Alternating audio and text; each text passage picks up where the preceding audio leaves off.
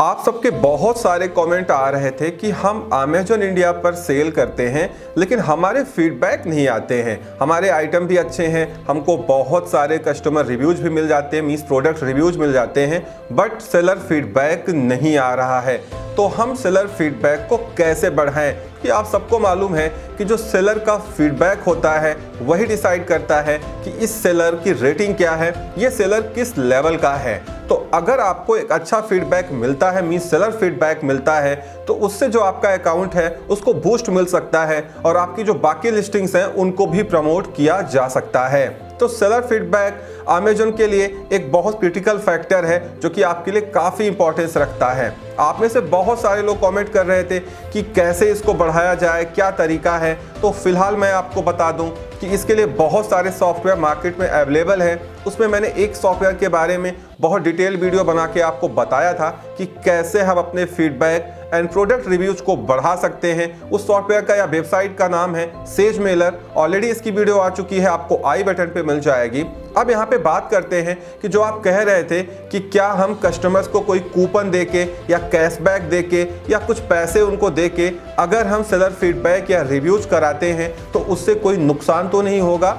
दोस्तों, मैं आपको बताते हुए चलूं कि अमेजॉन इंडिया पे बहुत सारे ऐसे बड़े प्लेयर्स थे जो इस काम को अंजाम दे रहे थे और आए दिन वो नए नए ऑफर, नए नए कैशबैक का ऑप्शन दे रहे थे कस्टमर्स को। वो कार्टून जिसमें वो आइटम भेजते थे उसमें ही वो कैशबैक की डिटेल्स कि कैसे आपको मिलेगा ये लिख दे रहे थे। लाइक उसमें ये होता है कि जब सेलर कोई आइटम शिप करता है कार्टून में तो उसमें कोई पंपलेट या कोई पर्चा रख देता है जिसमें लिखा रहता है कि आपको एक अच्छा 5 स्टार फीडबैक देना है, रिव्यू देना है। उसके बाद उसकी फोटो आपको व्हाट्सएप नंबर रहता है उस पर शेयर करना है। उसके बाद कुछ पैसे आपको वापस भेज दिए जाएंगे। लाइक कैशबैक होता है 100 रुपए, 200 परसेंटेज के हिसाब से। इसमें तरह तरह के सेलर तरह तरह के हथकंडे अपनाते रहते हैं। बट मैं आपको बता दूं, इससे कुछ समय के लिए तो आपको फीडबैक या रिव्यूज की भरमार लग जाएगी अगर आप कुछ कैशबैक ऑफर कर रहे हैं। लेकिन जैसे ही अमेजन को ये ट्रेस आउट होगा, अमेजन ने आपको ट्रेस कर लिया या कोई अमेजन का लॉयल कस्टमर है जिसने उस पर्चे की फोटो खींच के अमेजन को भेज दी, तो फिर आप फंस जाएंगे और बहुत बुरी तरीके से फंस जाएंगे, क्योंकि ये अमेजन की पॉलिसी को वायलेट करता है। क्योंकि अमेजन ये रिस्ट्रिक्ट करता है कि आप किसी कस्टमर को कैशबैक ऑफर या लालच देके उससे फीडबैक या रिव्यू नहीं ले सकते हैं। वो उसका अपना मैटर है, अपना ओपिनियन है, जो उसको जैसा लगे वो ऐसा आपको रेटिंग दे सकता है। तो अल्टीमेटली क्या होगा, एक तो आपको पॉलिसी वार्निंग मिलेगी और ज़्यादातर केसेज में मैंने देखा है कि अमेजन उस सेलर का अकाउंट ही सस्पेंड कर देता है। जैसा कुछ बड़ी कंपनीज के साथ अभी रिसेंटली हुआ है, मैं उनका नाम पब्लिकली नहीं लेना चाहता हूं, लेकिन वो अमेजन पे बहुत बड़े प्लेयर थे, लेकिन ये काम करके उन्होंने अपनी सेल्स को बहुत ज़्यादा बढ़ा लिया पिछले 6 महीनों में। लेकिन जैसे ही अमेजन की नज़र इस पे पड़ी दोस्तों, उन लोगों का अकाउंट रातों रात सस्पेंड हो गया, जो कि वो करोड़ों में सेल कर रहे थे। इसीलिए ये काम आप बिल्कुल ना करें, जो इनकी पॉलिसी है उसको फॉलो करें, क्योंकि जिस दिन आप पकड़े जाएंगे उसी दिन आपका गेम ओवर हो जाएगा। इसीलिए आप ज़्यादा फीडबैक रिव्यू के चक्कर में ना पड़ें। आप कस्टमर को आइटम सही सप्लाई करें, अच्छा सप्लाई करें। तो होता क्या है, इनकी जो एल्गोरिथम है बहुत रोबस्ट है। कई बार मैंने देखा है कि अगर आपके निगेटिव रिव्यू या निगेटिव फीडबैक नहीं आते हैं, मतलब फीडबैक रिव्यू आते ही नहीं और कोई आपको निगेटिव रेटिंग भी नहीं देता है, तो आपकी सेल्स में कोई ज़्यादा इफेक्ट देखने को नहीं मिलता।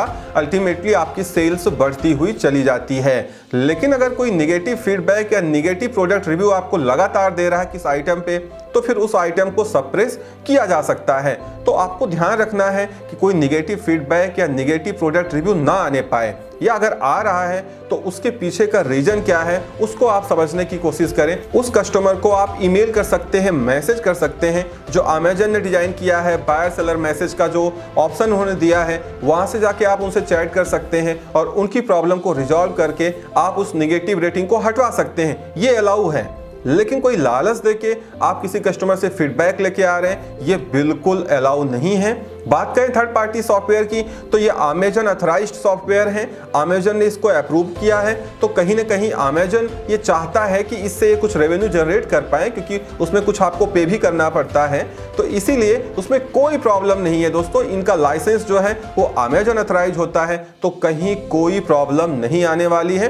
आप ऑटोमेटेड सॉफ्टवेयर का यूज कर सकते हैं, क्योंकि अल्टीमेटली उससे बेनिफिट ये मिलता है कि जब कस्टमर को मैसेज जाता है तो वो एक क्लिक में ही आपको फीडबैक एंड प्रोडक्ट रिव्यू दे सकता है। उसको अपने ऑर्डर लिस्ट को विजिट करने की जरूरत नहीं होती है, जिससे आपके जो फीडबैक रिव्यूज हैं उनके आने के चांसेस बढ़ जाते हैं। वैसे ये भी डिपेंड करता है कि आपका प्रोडक्ट किस टाइप का है, किस टाइप के कस्टमर सेगमेंट को अट्रैक्ट करता है, आपके प्रोडक्ट जो कस्टमर्स खरीद रहे हैं उनका एज ग्रुप क्या है, क्योंकि ये देखा गया है कि अगर आपका एज ग्रुप 40 के ऊपर 50 के ऊपर वाला है तो वहां पे आपको फीडबैक रिव्यूज कम मिलते हैं, और अगर एज ग्रुप जो है दोस्तों वो नीचे है, लाइक 20 से 30 साल, 30 से 40 साल है, 10 से 20 साल, ऐसे लोग क्या है कि सेलर फीडबैक प्रोडक्ट रिव्यूज बहुत प्रॉम्प्टली सबमिट करते हैं। तो आप देख सकते हैं कि आपका प्रोडक्ट क्या है, किस एज ग्रुप को ये टारगेट करता है। तो आपको घबराने की जरूरत नहीं है, आपको रिसर्च करने की जरूरत है, और अगर आप अच्छा करेंगे तो डेफिनेटली आज नहीं तो कल आप अमेज़न पे ग्रो जरूर करेंगे। बट उसके लिए जो आपका कैटलॉग है, जो आपकी इन्वेंट्री है, जो नंबर ऑफ प्रोडक्ट्स हैं,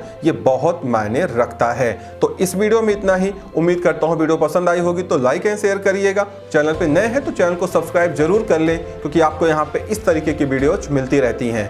थैंक यू सो मच।